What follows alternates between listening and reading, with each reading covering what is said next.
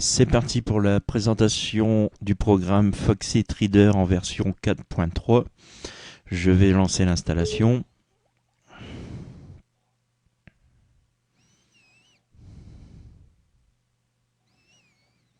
Donc je clique sur Next, I accept, Next. Donc ici vous avez une barre de recherche Ask. Donc je vais décocher déjà ces deux options et surtout je vais cliquer sur Decline. Car si je fais j'accepte, il va quand même m'ajouter ma barre Ask.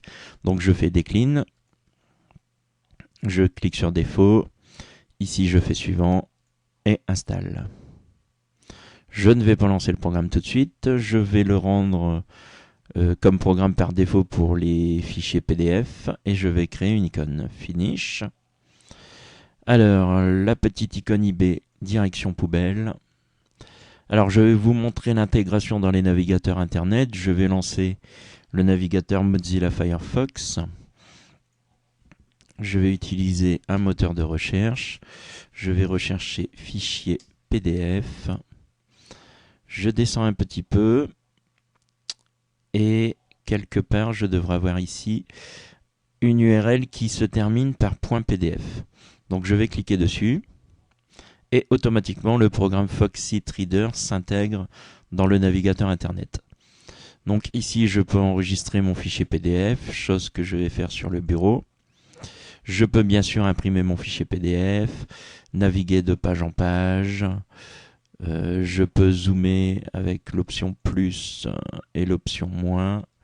Et vous avez toute une série d'options comme ça. Je vais fermer le navigateur et je vais lancer mon fichier PDF avec le programme. Donc le programme est assez similaire par rapport au programme officiel d'Adobe. C'est-à-dire que ici je peux rajouter des annotations comme ceci, ici. Alors, il me propose de télécharger quelque chose, je vais accepter, je vais faire Yes. Je vais autoriser mon pare-feu.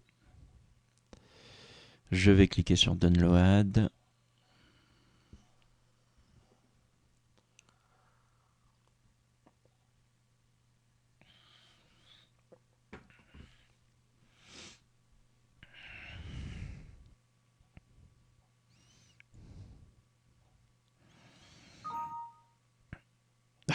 Le chemin d'accès spécifié est introuvable.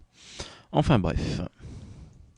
Ici, je peux écrire une petite note. Voilà. Je peux, si je sélectionne, enfin je peux surligner du texte. Voilà.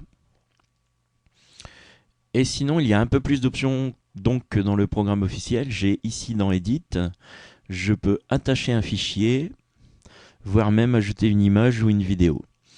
Alors pour l'exemple, je vais rajouter une image que je vais mettre ici. Donc je fais parcourir et je vais prendre tout simplement mon fond d'écran et je vais faire OK. Voilà, donc une fois qu'on a fait ces petites modifications, on peut bien sûr faire File et sauvegarder sous et donc enregistrer notre nouveau fichier PDF. Alors je ne vous ai pas dit, mais sinon on peut aller dans Tools, dans Préférences et ici on a Language. Alors pourquoi je n'en ai pas parlé? Parce que dans cette vidéo de présentation en version 4.3, le changement de langue en français ne fonctionne pas. Mais sinon, pour plus tard, vous pourrez changer la langue ici. Donc en faisant Choose Custom Language et en choisissant donc French. Vous faites OK. Il propose de le télécharger, vous faites Yes. Mais malheureusement, pas de chance, pour l'instant, le français n'est pas disponible.